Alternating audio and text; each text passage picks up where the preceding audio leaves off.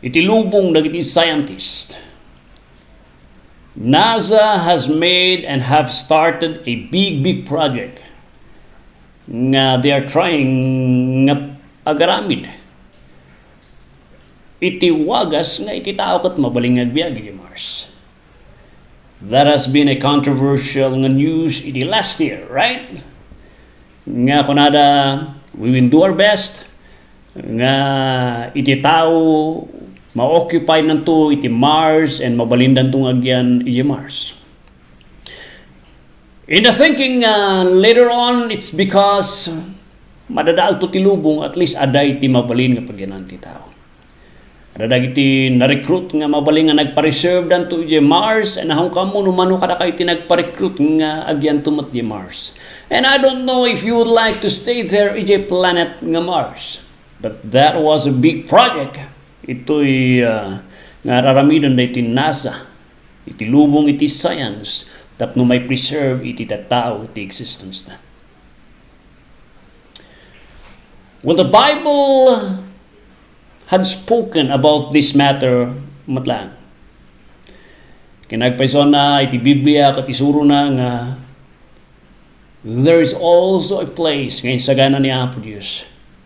And this place is a perfect place where man would ever dwelt. Tinagan na rin yung lugar kat paradise. Paraiso. And usually, dati paradise nga ito maususar na ito yung chimpo dagiti Persian Empire. Nga dagiti prinsipe, prinsesa, dagiti hari. Nga dagiti chimpo maburburyong dagiti chimpo kat kadatagan wine. There is a beautiful place ngayon sa Canada. Mabaling nga may isang bantay.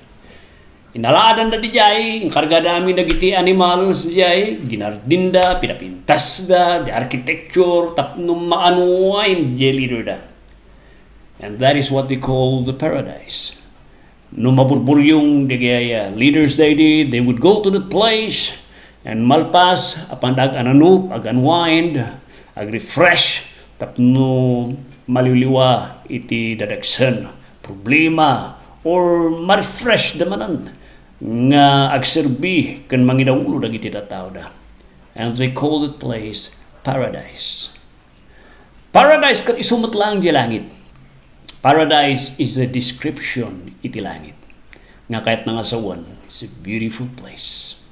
Paradise. And in the Bible, kinagpaiso na kat 3 times nga nausar da ito Nausar na ito yung garden iti Eden, the Revelation chapter 2:7, and describe na iti garden iti Eden nga paradise. It has also been used in 2 Corinthians chapter 12 verse 2 in ganati 4 nga it is called the third heaven. And the third heaven is called paradise. Dahil tayo lugar iti Diyos. Di pinaka-final nga nausaran na. And this is our, dahil kat kung adalan tayo iti datingal daw, is found in Luke chapter 23 verse 43. Idiin ka rin ni Jesu Cristo di kriminal nga nagbabawi ti basol na. Today, you will be with me in paradise. Amin tayo kat kahit na nga mapaan di paradise. Every one of us would like to be there. Who would like nga kat na mapaan di impyerno? Ti baybay nga kapapuy having iti immortal body, eternal body nga magigas, mabibuyok naman nga matmatay. Who would like to be there and have that kind iti body forever and ever? Nobody would like to be there. And yamanan tayo ti sanguanan iti Diyos. He gave us a beautiful place where we could dwell in forever and ever and to be with our God and Savior nga ni Jesu Cristo. And Christ called the place paradise. Paradise, my brother. There are 3 very important truths. Pusti. Na masapul usto. Iti panagbiag tayo may panggap tayo. Nabanur ti pusti, iti panagnanap-nap nga tayo, so ti madaldali tayo, chimpong nga tayo, matinagan iti kayo. Nabiso ti magtatanggal iti power supply tayo, no maidanon iti balbalay tayo, iti kuryente. Ada ti talo nga puste tapno maidanon iti mensahe nga daytoy kada tayo iti daytoy nga agsapa. And I would like to present to you first nga puste nga makita tayo ditoy teksto tayo ditoy Luke chapter 23 verse 32 ingana iti 43. The first nga puste ket ditoy jay dalan iti paraiso. Jay dalan ti paraiso. Sino ti mangidalan kanyak ijay paraiso, pastor? Sino ti mangidalan kanyak nga mapanak jay langit nga reta ngayon sa ganan ni Apo Diyos. Iti verse 32, here makita tayo, tiniludan ni Kristo Jesus, ilansada di krus iti Kalbaryo, and there are the leaders standing in front na Jesus. Kung nadagiti first nga grupo ti tao nga taktakder iti sangwanan ni Jesus di krus ti Kalbaryo, dagiti leaders, dagiti Pharisees, dagiti officers di land, dagiti Sadducees, and the people nga kagkura ni Jesus. Salakan na ti daduma. Sige man, salakan matmat ti bagim di krus ti Kalbaryo. Kitaan tayo matman. And another group, kunari Bible, pagdano ni jay verse 36, sin maruno dagiti soldado nga nangilansa kini Kristo Jesus. Nara kini Kristo Jesus di nga tsimpo. Di ba sika iti ari? Sika ti pukpukaw na nga agbalingari dagiti nga tao. Salakam ti bagim. Salbaran ti ba yung kasapno nga may salakam na kita sika mismo, may salakam ti bagim. And the third group of people nga da jay ket abay na di left and right na nga da itin parehas da nga kriminal bitin da inlansada nga kadwa nga one of the most, two of the most wanted people di land. Tapno iparupay ti tao nga daytoy adati kadwa nga ni Jesucristo kaparparehas na ti basol daytoy. Iti basol na nga blasphemy. Kunara iti ada kriminal nga ada kanawan no sika iti mangisalakan ni verse 39 no sika iti mangisalakan no sika iti Kristo isalakan ti bagim tay salakan na tayo matman sika pati urenda kan ibagbagada kan mangmangegmi nga Kristo nga ipukpukaw dagiti tao nga sika baji kasaba nga idandanon dagiti lululong mi nga maunuray nga mangisalakan isalakan ti bagim tay salakan na kahimot ditoy.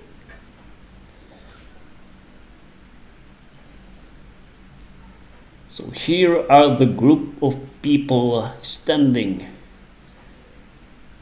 and hanging the left and right ni Kristo Jesus. All of them nga dagiti nga grupo ti tao palaksi dagiti manmanu nga nabati dagiti pamilya ken close nga friends ni Kristo Jesus watching there also. And they have rejected ni Kristo as the King. They rejected Christ nga iti claim na nga isuna kat Dios. Rinejektar na iti miracles kanda iti nararamin na yelina. Kunada nagapudet ati demonyo. And here are the people, the left and right na rejecting him nga isuna iti Kristo nga magsalakan. The first nga puste kat kastoy. Dayto jay pusti iti mangisalakan kada tayo. Nga awanin sa bali nga mangisalakan kada tayo nuhan lang ni Kristo Jesus. After ti manunga oras nga napatbati, there seems to be a change of mind. Yada jay left side nga nakabitin nga kadwa ni Kristo Jesus nga kriminal. There came a change of mind, repentance. Nga while hanging there the krus ti Kalbaryo, agruging agbabawi matan iti adati kanigid.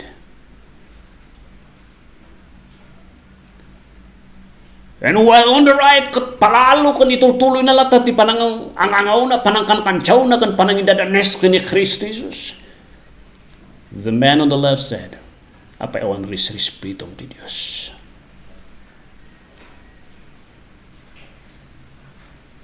Apa awan respeto ti Dios. Dahiti tupay tao nga daytoy. Hakti may liba ka mamutay suna. Nang nangagtay suna. Nalinis ti biyag na. Tapnin, palubos pa lang iti Diyos nga madusa. Adi pa'y karo tatama nagbasol ta. Dapat lang ay karo tati basol ta. Makita iti puntos ta iti kriminal. Jay puntos jay kriminal kat palaan agrugin agbabawi so nang admitar na a change of mind nga makita na ti bagina nga haan nga dapat nga agbiag di ti daga nga he deserve punishment kan dusa gapusta muna managbasol suna. Jay first nga pusti kat nakabitin ijay jay wire iti panagbabawi. Jay pudno nga panagbabawi. Jay first uyawan da na Jesus, then later on bigla mo ito nga ni. There's already a change. A change of mind of who He is. Of who God is nga nasapol iti Diyos-dusan at ibasol and uray suda. They do not deserve nga may karkaring nga mapakawan.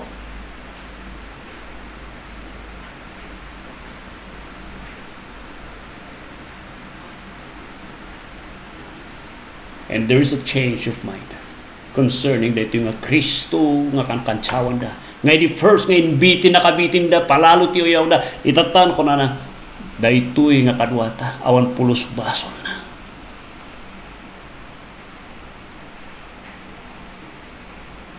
Implying that he is more than a man. Implying that he is more than a man. Nga agpaisulsamot nga daytoy di mangisalakan. And after that change of mind, kinasauna ni Jesus kat kunana, yung 42, and he said unto Jesus, Lord, remember me when you goest into your kingdom. Nato ka di nga lipipatan ng mapangka di pagarian.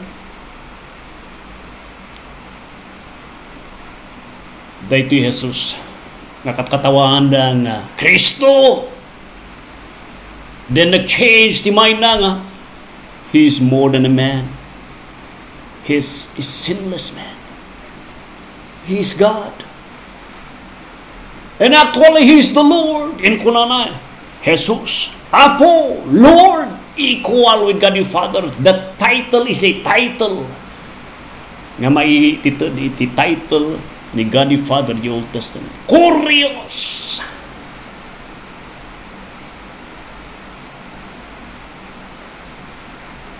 There is a change of mind concerning ni Yesu Cristo. Nga dito kung nada nga katok, nadadal ti ulo na.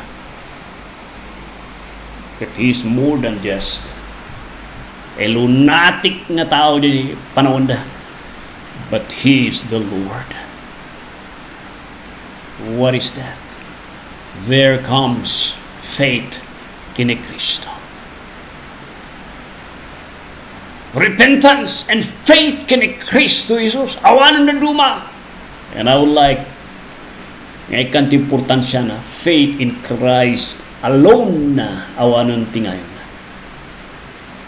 Lord, hanga nag-realize na dagiti seremonya ti templo. He said, Lord, sikay ti Diyos, there is a recognition nga daytoy di mauuray nga mangisalakan nga naipadto nga mangbaklay ti bason mi nga na marswa ti lubong kan mangtengtengel ti amin tatan adatoy katkab abay ko, Lord, remember me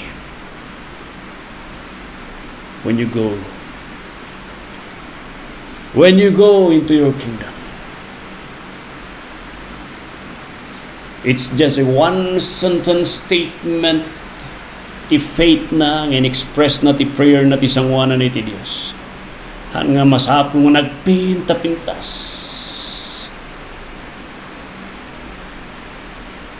And God said that it is second nga kat ko nga madalan tayo. And Jesus said unto him, Verily, verily, I say to you, today. The second nga pusti tapno maidanon tayo.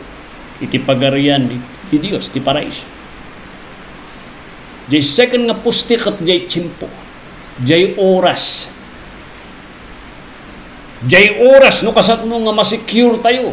Kan katno nga ma-secure tayo iti paraiso. The time nga imbaga na dito kat madamdama nga matay tayo.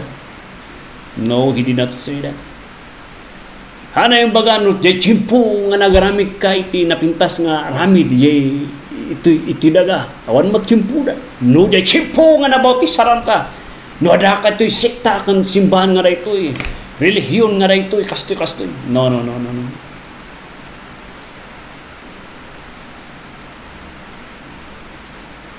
Kuna na Jesus kanya na, today, you will be with me in paradise. Gapos ti pamatim nga siyak di Kristo, kan siyak kat apo, kat nagbabawi ka, kan tinalak mo nga siyak di mang isalakan, awanin na duma. You will be with me in paradise. Verily I say, I. Hanay baga nga we with the church. And because itinapintas nga biyag mo, awan tinapintas nga biyag ng ilastog na di kriminal.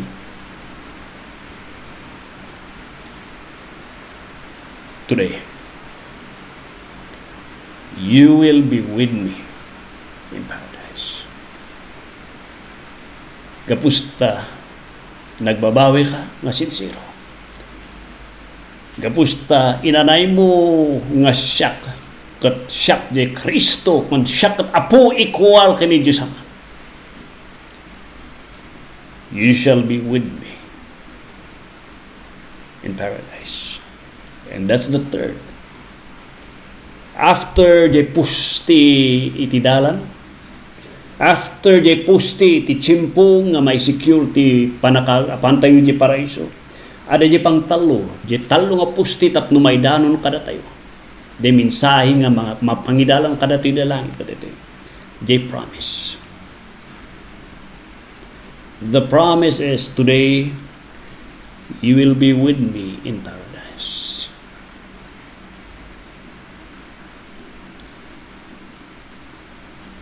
Kahit nangasawan, uray no niya kinaman nagbasbasol mo, no sincero ka nga agbabawi ti basol mo.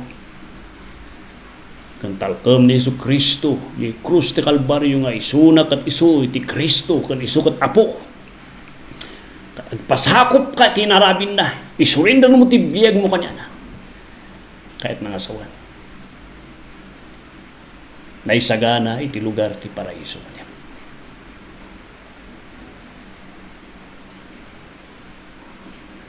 Tartarayam kari di dyan nga imbitasyon kan kari. Suksukatam kari iti proseso nga ito iti Diyos. Tapno malakam mo diyan. Inlawlawag niya po ni Jesus di John 14, 1-3.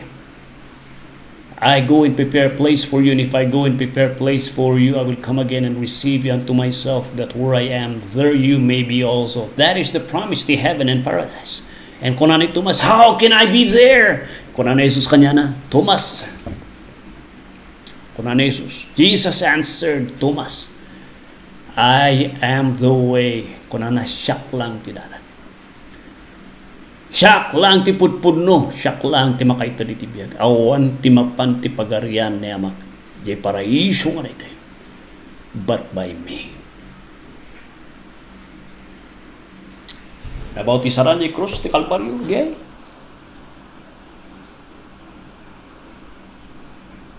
Di jay ti pangkitaan tayo. Nga ti pudpudno nga panagbabawi, kan pudpudno ngay mawat. Nga nagtalak kan Yesu Kristo nga isunati mangisalakan kan apo ti biyag na.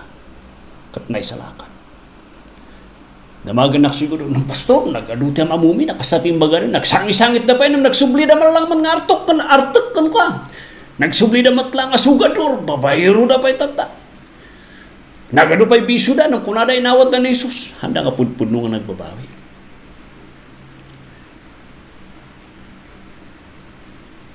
Diya ebidensya ti biyag da katawan ti pudpudno nga pa nagbabawi. Iso nga kasi.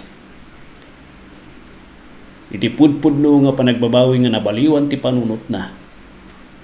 Nabaliwan mo tirik na nga kaguranan iti baso nga raramidan na. Kat no kunam nga nabalbaliwan ti panunot mo, uray jerik nam, ti ebidensya di nabalbaliwan nga panunot kat jerik na kan jay biyag. Kat no kunam nga siya kat nagbabawi ka, nga itirik nam kat awan ti guram ti baso nga raramidam, kinmarkaro ka pa'y, abak mo pa'y ti jablo. Kat nasawan ang kangapot-pun mo ni siya agbabawi ka kapsya. Agpagpakaasya niya. Sa apay kumatagpudpudno nga awatom ni Kristo Jesus kanibabawim ti baso mo. Kat mapanaknakam na nga panagbabawim, babaan ti ebidensya itinabalbaliwan nga biyag. No pudpudno ti panagbabawi nga intad kan inbagam iti Dios. No pudpudno nga nabalbaliwan ti utak mo. Agbunga na ita tinabaliwan nga rikna. Nabaliwan nga biyag. Nga ebidensya na pudpudno ti repentance mo.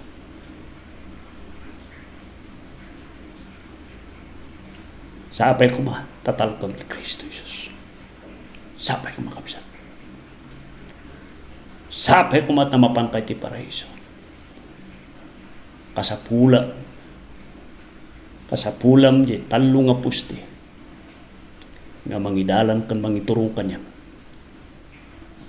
Tapno maturong mo iti paraiso nga sagana ti Diyos.